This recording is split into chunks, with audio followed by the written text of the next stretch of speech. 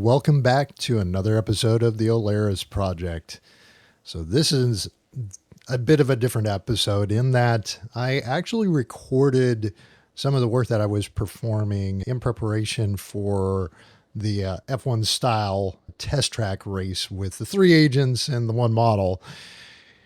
And I didn't put any voice to it because what I wanted to do is kind of walk through a pivot point, a sticking point that I encountered. So I'm going to kick off the video real quick, and then I'm going to do kind of the color commentary of what's going on behind the scenes here. So I can pull that cursor out of the way, and that way it's, we'll get into some of the details. So I was originally intending to run NemoClaw as one of the agents and was just getting stuck. There's a lot of things when wiring up agents, just more broadly, when wiring up different integration points, you reach a point where you're going, is this really the thing I should be investing my time doing? And in this particular case, one of the things that I was just not able to get around was, how do I get NemoClaw, which is actually OpenClaw in a secured container that NVIDIA crafted, to work with all of these other Docker containers that are running on the Olares One. And I was struggling, folks. I was really struggling. And, if you're watching where my cursor is in the reading, I'm just baffled. And I'm frustrated, and it was probably better that I didn't record my actual thoughts while I was doing this research. And again, my research go-to is Perplexity. Big shout out to that team. They really helped me move things along as far as having a readily available thinking partner that gives me step-by-step instructions for what my options are. And with the Olares experiment, with these 3 different agents, specifically NemoClaw as intended to start, and then subsequently OpenClaw, which is where I've pivoted to, alongside Hermes agent by Nous Research and Pool by Poolside. And you can look up at any one of these providers if you want. And I may even put the links in the comments below or, in the narrative. This research without the proper direction would be, it would take me days, if not months, to get any sort of outcome set up. And so I did actually take some time and I consulted with the team at Olares, and I want to give them a shout out because they are in fact partnering with me as a behind the scenes technical support team to help me get over some of the more substantial hurdles with this particular experiment. It's always nice to have a provider who is willing to step up to allow progress to be made.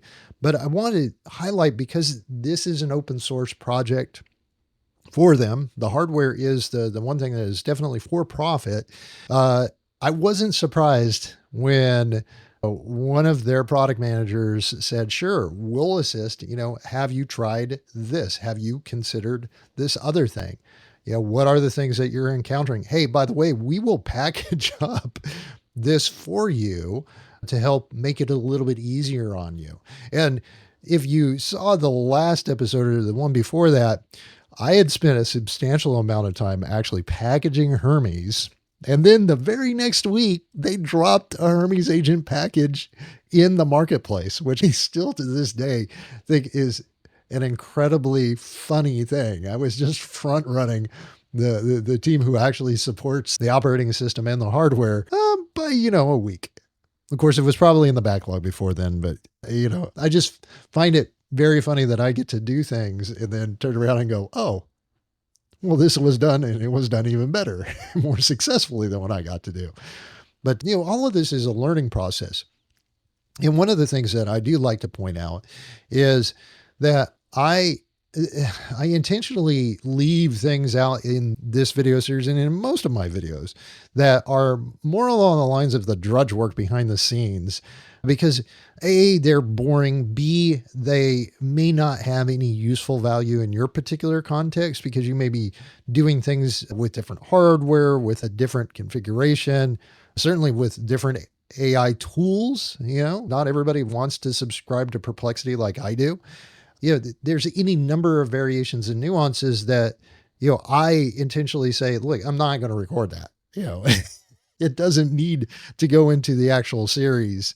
And that's the funny part about this, which is, this is Tim Unscripted. This is me just getting on video and, sharing what I'm doing or what's happening. And in this particular case, this is just a recording of me doing the research and the troubleshooting and looking at what my options are to pivot from NemoClaw, which was my original intent, to OpenClaw as the agent to be participating in this particular race.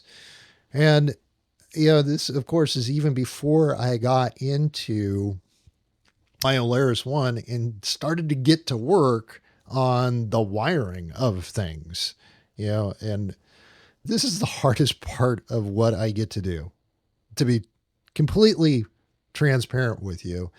And I say that because from the standpoint of feeling like I've made some progress, feeling like I've actually done something that's worthwhile, that's worth recording, this is hit and miss. And for anybody who's been in the field of software development or systems development, systems integration, the feeling.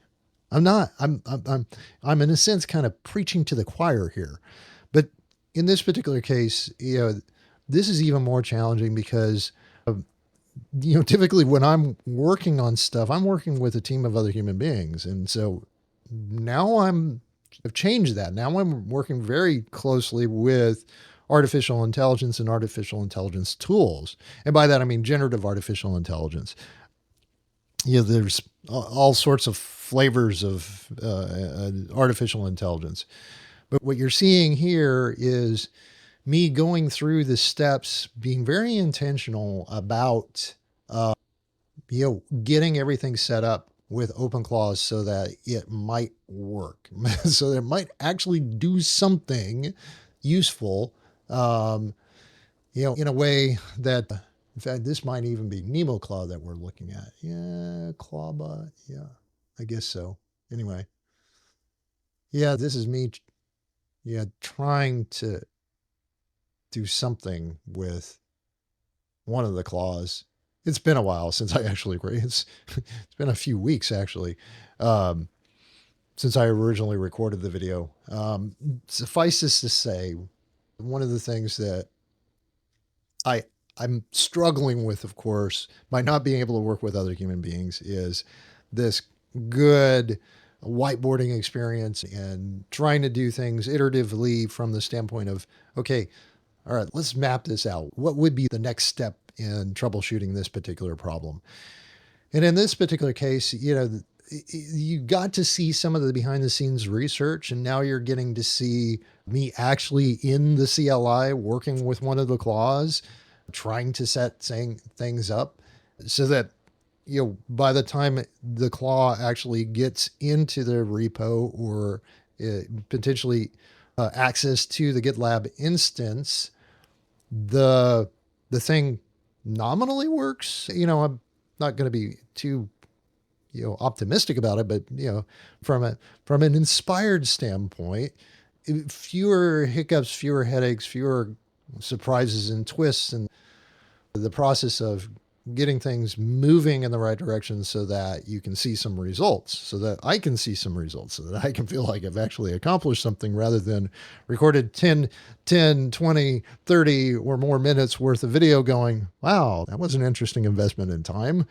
And so suffices to say, this is not the really fun, eye-catching stuff that most folks who are posting to social media like to run. But I want you to understand that I'm not like most people. This is intended to be unique in a very different perspective. And I know I'm not going to be popular.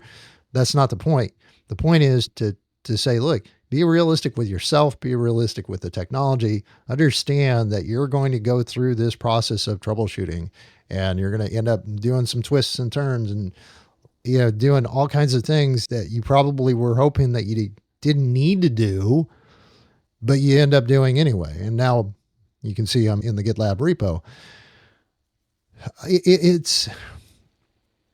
It requires a lot of diligence. It requires focus. It certainly requires a degree of patience. And like most things in life, the satisfaction of being able to get something up and running and working, I think far outweighs that sense of frustration in the process of getting it there. And I'm saying that because so much of my life, specifically in the information technology field as a technologist, has been troubleshooting and break fix and updates and figuring out, how to make this thing over here to talk to this thing over here. It's never smooth and straightforward. I mean, occasionally there are times that it's like, cool, it works the first time out of the box. And so now I'm in Code Server, which is the equivalent of VS Code as far as integrated development environment. These are the things that if you're not careful, you can become disillusioned with very quickly. I want you to understand that it's like, that's part and parcel to being in the technology space. And I dare say that it's part and parcel to many professions in life. So that is now, this is the segment that it actually bookends two real-time segments where I was actually working on the Olares One, getting things set up. I will say this. I wanted to slide this particular episode in mainly because seeing how the sausage is made to a certain extent shouldn't be an exclusionary process. But again, there's a lot more sausage making behind the scenes that's going on in this series and in most of my videos. It's not to bore you. It's not to put you on edge. It's not to dissuade you from going down this path. It's just, these are the things that you've got to say, look, I'm willing to take this on in order to be successful at this and learn and grow and understand that it's probably not going to be as straightforward as you hope. But having good tools, having people to support you is definitely going to be an accelerator for you in your learning. And I hope that you're inspired because so much of the things that I wished for as a younger person are finally at my disposal, especially the tooling. And this is one of the greatest times to be alive because if you're a creator, if you're a builder and you kind of want to do your own thing in this whole software and system development space, you now have the types of tools that I didn't have growing up. So be inspired. Let your ideas come out and, build stuff, break stuff, fix stuff, and learn in the process.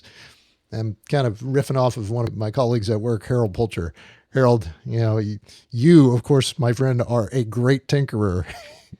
And we have great, inspiring conversations around this whole concept. So I wanted to leave things on a high note, knowing full well that I started out frustrated. This didn't wrap up the way I had hoped. But don't give up, folks. If you get into this, if you do your home lab stuff and whatnot, there's a whole host of us out here doing all kinds of stuff like this. So be inspired, take notes out of our notebooks, out of our videos, and do your own thing and share what you're learning, because that's also part of building community. So anyway, hey, this is another episode of the Olares Projects wrapped up.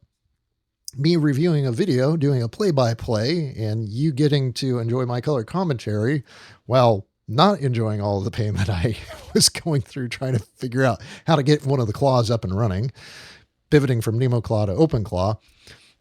Suffice it to say, totally another video brought to you by Tim Unscripted. Take care, and I'll see you soon.